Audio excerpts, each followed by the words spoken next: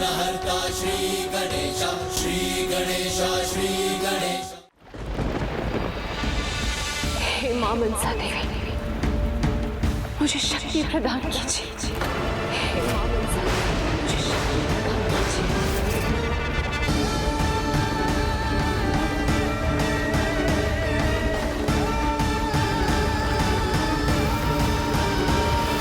बिहुला अपने पति के शव के साथ यात्रा कर उसके प्राण लौटा सके, इसके लिए ही उसे प्रेरित करने गए थे ना आप?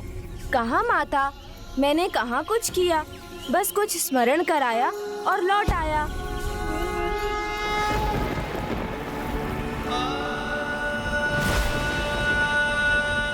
हे मां, हे मां, हे मां।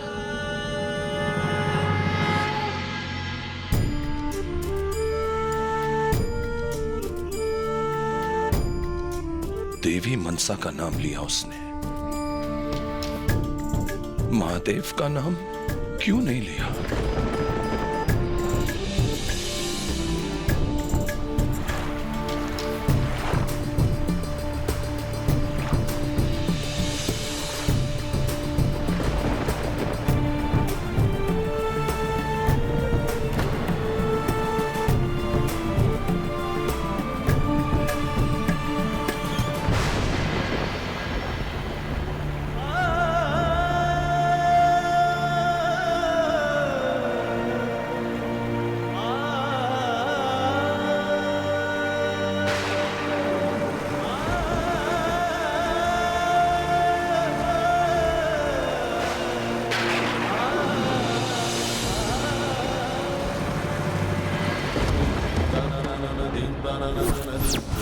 हे मां मनसा देवी, मुझे शक्ति प्रदान कीजिए। क्या आवश्यकता थी उसे मनसा देवी का नाम लेने की?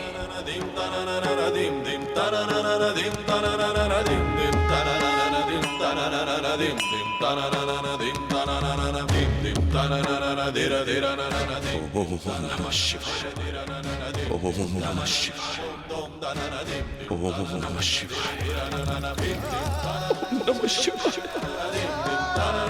चंद्रधर तो अब भी नहीं समझ पा रहे हैं। इस प्रकार बार बार वो दीदी मनसा के प्रति बिहुला की भक्ति को झुठलाने के लिए भी नाम तो उन्हीं का ले रहे हैं ना?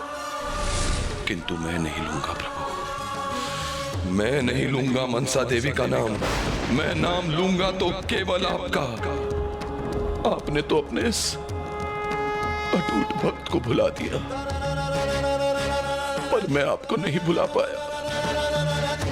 अपने पुत्र को ही नहीं, अपने सहयोगियों को भी शिव भक्त बनाया, और मेरी पुत्र वधू आपके स्थान पर किसी अन्य का नाम ले रही है। ये नहीं सह सका मैं प्रभु, ये नहीं सह सका। वो यहां से मनसा देवी का नाम लेकर गई, और मनसा देवी का नाम लेकर यात्रा भी कर रही होगी। हे मां, हे मां, हे मां। मैं यहीं पड़ा रहूंगा प्रभु, आपके मंदिर में, आपके शिवलिंग के सामने, जब तक मेरा पुत्र और मेरी पुत्र वधू मेरे पास लौट नहीं आते। उनकी रक्षा करना प्रभु, उनकी रक्षा करना। ओम नमः शिवाय, ओम नमः शिवाय। हे मां, हे मां। मनसा देवी का नाम क्यों लिया उसने? ओम नमः शिवाय क्यों नहीं कहा? ओम नमः शिवाय।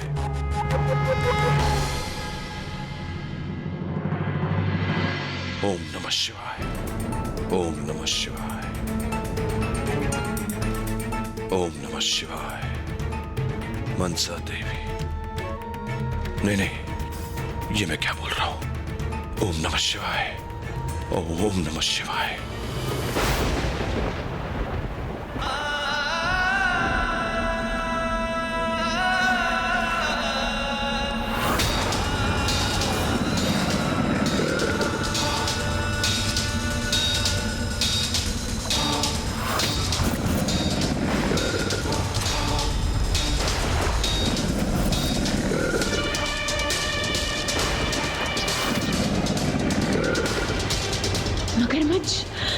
शीघ्र ही मुझे यहाँ से आगे बढ़ना होगा।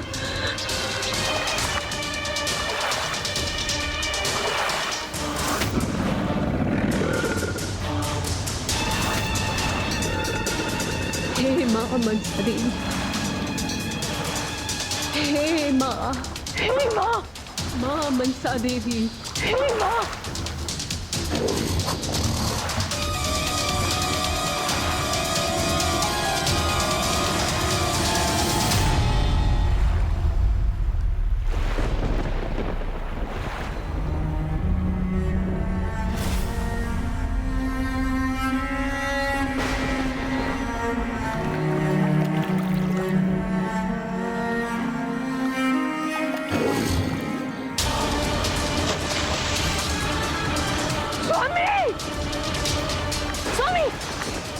स्वामी, स्वामी,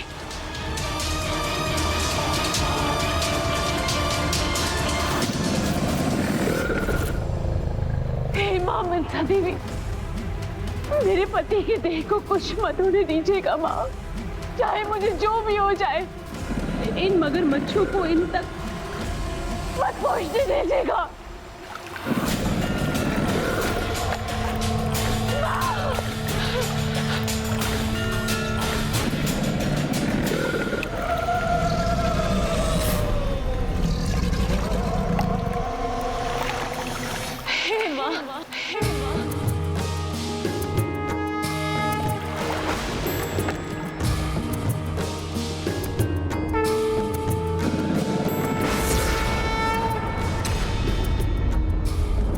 नहीं, स्वप्न भर था, स्वप्न था।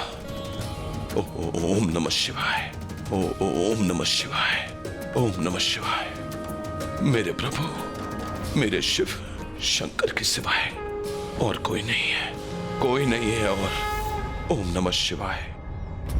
दीदी मनसा ने अपनी भक्त की पुकार सुनी, उनकी रक्षा की, उनके विश्वास का मान रखा।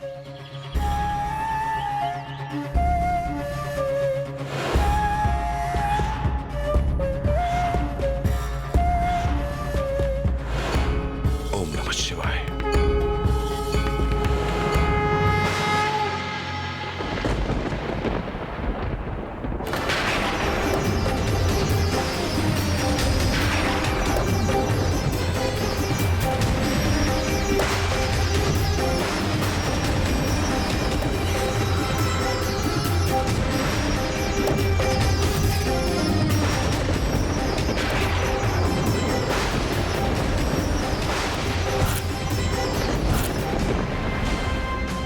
हे प्रभु, उनकी रक्षा कीजिए प्रभु, रक्षा कीजिए उनकी प्रभु, रक्षा कीजिए।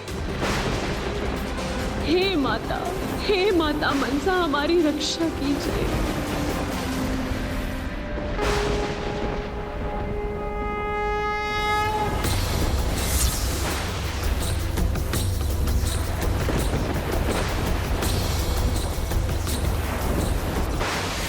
माँ मनसा देवी। हे मनसा देवी, ये क्या कह रहा हूं मैं? नहीं मनसा देवी नहीं, मैं सिर्फ मेरे प्रभु शिव शंकर शंभू का नाम लूंगा। शंभू, शंभू, ओम नमः शिवाय। शिव शंकर शंभू, ओम नमः शिवाय, ओम नमः शिवाय।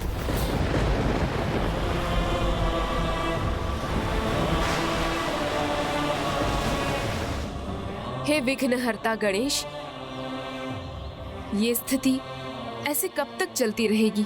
माता, बिहुला ने अपनी प्रथम परीक्षा पार कर ली है। उन्होंने ये प्रमाणित कर दिया है कि दीदी मनसा के प्रति उनका विश्वास अटूट है। हे माँ, हे माँ, हे माँ, हे माँ। दीदी मनसा के नाम का जाप शीघ्र उनके देवी रूप की पूजा में परिवर्तित हो जाएगा। कैसे पार्वती नंदन, ये तो जैसे बिहुला की अनंत यात्रा बन गई है। उचित दिशा जब तक ना मिले, यात्रा अनंत ही होती है माता। इसीलिए अब समय आ गया है बिहुला को वो दिशा दिखाने का जिससे वो अपने गंतव्य तक पहुंच सकेंगी। किंतु कैसे पार्वती नंदन? शीघ्र ही स्वर्ग में एक देव सभा का आयोजन होगा जिसमें त्रिदेव और त्रिदेवियां भी सम्मिलित होंगे। वहीं सभी देवी देवताओं के समक्ष बिहुला को उनका मनचाहा वरदान मिल सकता है और वहीं उनकी कथा अपने अंतिम पड़ाव पर भी पहुंचेगी। किंतु ये कैसे होगा? मनसा को तो अभी देवी पद प्राप्त नहीं है और उसकी भक्त बिहुला को वरदान देने के लिए तो मनसा को भी स्वर्ग में रहना होगा, जिसकी अभी उसे अनुमति भी नहीं है। इसलिए उसे उस सभा में भाग लेने का आमंत्रण भी प्राप्त नहीं होगा। अर्थात अब हमें वो उपाय ढूंढना है जिससे हम बिहुला और दीदी मनसा का उस देव सभा में पहुंचना सुनिश्चित करा सकें।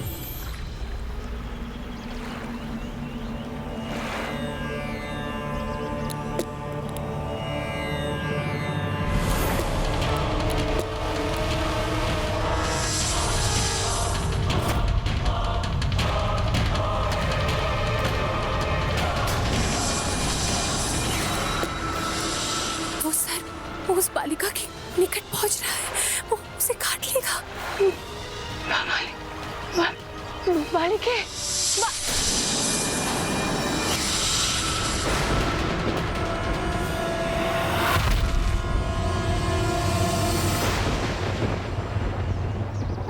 मिल गया उपाय माता।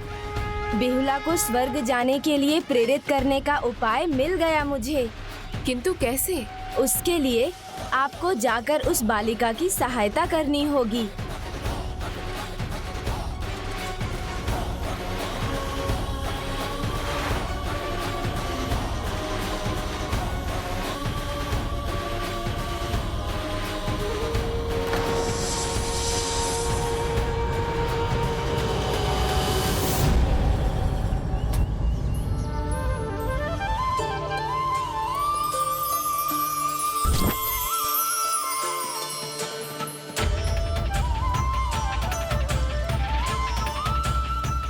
यदि उनके भाग्य में और जीवन होता है तो जब उनकी देह जल पर होती है तो कोई सिद्ध पुरुष या देवी ऐसे शव को देखकर पुनर्जीवित कर देते हैं। धन्यवाद माता।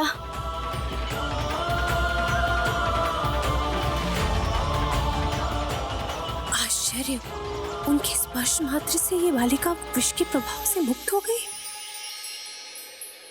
मैं भी इनसे सहायता मांगती हूँ।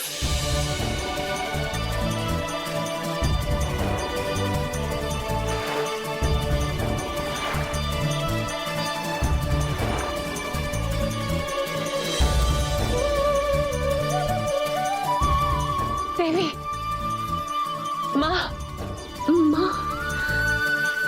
हे देवी माता, आप अवश्य ही कोई सिद्ध देवी है।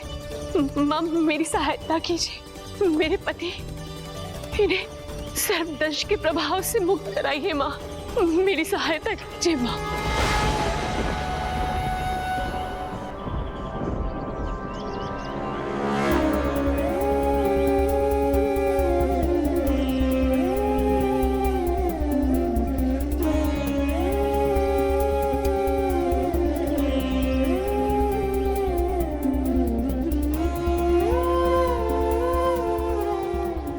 पुत्री, मैं तुम्हारी समस्या का निदान नहीं कर सकती।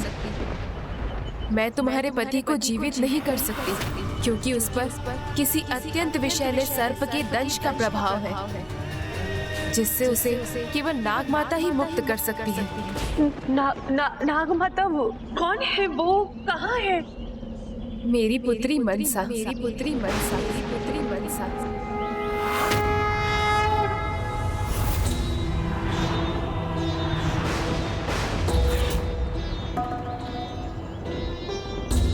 मनसा देवी,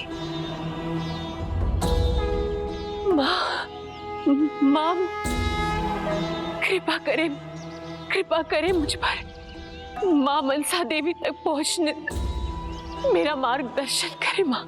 हाँ पुत्री, किंतु उसके लिए तुम्हें स्वर्गलोक जाना होगा। स्वर्गलोक? हाँ, वहाँ शीघ्र ही देव सभा का आयोजन होगा जहाँ त्रिदेव और त्रिदेवियाँ उपस्थित होंगी। संभव है मेरी पुत्री मनसा भी हो। मुझे पूर्ण विश्वास है यदि तुम उस सभा तक पहुंच सकी तो तुम्हारी गुहार अवश्य सुनी जाएगी। किंतु स्वर्ग का मार्ग, उस मार्ग पर तुम्हें स्वयं आगे बढ़ना होगा पुत्री। अपने पति के साथ ये यात्रा कर सकोगी तुम? ले जा सकोगी इसे वहां तक? साहस है तो मैं तुम्हारा मार्गदर्शन कर देती हूँ।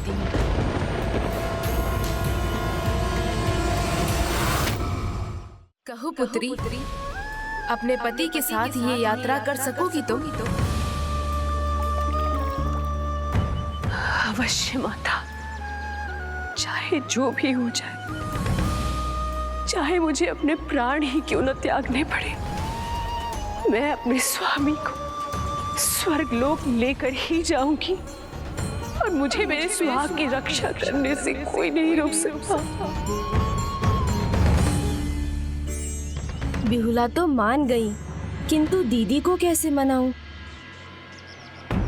उन्होंने तो अपने ध्यान में बाधा डालने के लिए मना किया है। माता, आपने वचन दिया है, कृपया मेरा मार्गदर्शन कीजिए। कठिनाइयों से भरे देवलोक के मार्ग को कैसे पार करेगी ये निरीह सी बालिका? माता, माता क्या हुआ? आप शांत क्यों हो गई? शांत हूँ पुत्री, क्योंकि तुम्हें लेकर चिंतित हूँ। ये यात्रा सरल नहीं होगी। मेरे मार्गदर्शन के पूर्व ये जान लो कि वहां पहुंचने से पहले सर्वप्रथम तुम्हें यमलोक पार करना होगा। धर्मराज से अनुमति लेकर यमलोक पार कर तुम देवलोक में देव सभा की ओर आगे बढ़ सकोगी। माता, मैं धर्मराज से विनती करूंगी, उनके पांव पड़ूंगी, वो मेरी गुहार अवश्य सुनेंगे।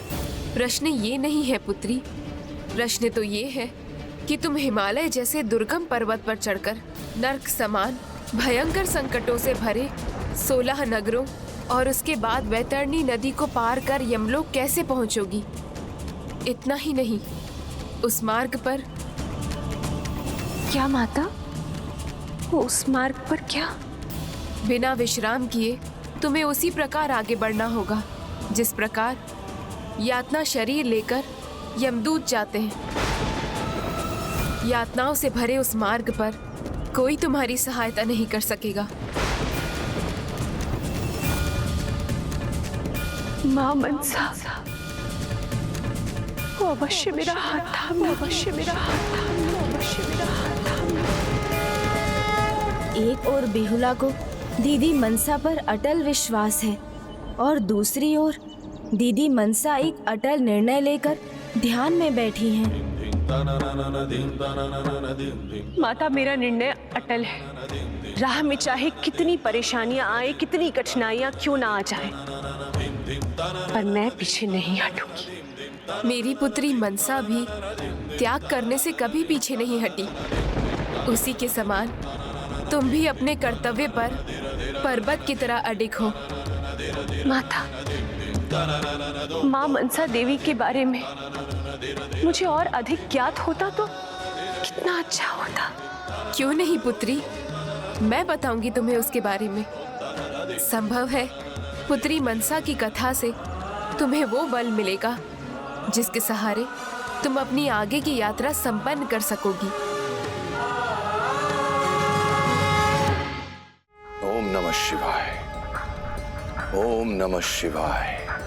पुत्री मनसा महादेव की पुत्री ही नहीं, उन्हीं की भांति त्याग की मूर्ति भी है। नागों के उद्धार के लिए ऋषि जरत्कारु से उनकी अपमानजनक शर्तों के पश्चात भी उनसे विवाह किया। जिस यज्ञ में सभी नाग होम हो रहे थे, उस यज्ञ को रुकवाने के लिए अपने नन्हे पुत्र आस्तिक तक को भेज दिया। ओम नमः शिवाय। अपने पिता स्वयं महादेव का कष्ट अपने ऊपर लेने का महान त्याग किया था उसने। स्वयं मरणासन्न हुई, किंतु हलाहल विष के प्रभाव को ग्रहण करने में संकोच नहीं किया। नहीं, ये सत्य नहीं हो सकता। देवादिदेव महादेव को किसी की आवश्यकता नहीं। अब मुझसे कुछ छीनना शेष नहीं रहा, तो अवश्य मुझे भ्रमित कर रही है देवी मनसा। नहीं, मैं कभी उन्हें देवी नहीं मानूंगा, कभी उनकी पूजा नहीं करूंगा। पूजनीय है देवी मनसा, तो देवी पद का अधिकार उनको मिलना ही चाहिए।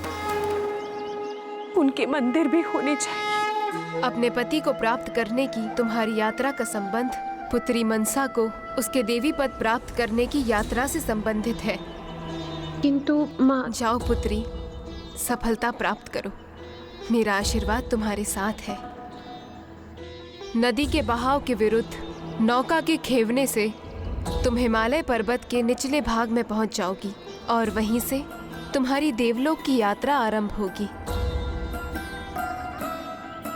धन्यवाद माता।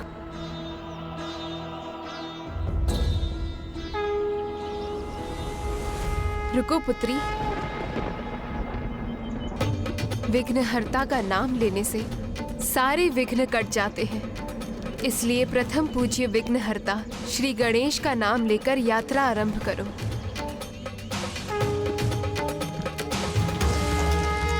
जाओ पुत्री, अपने पति के प्राण लौटा कर आओ।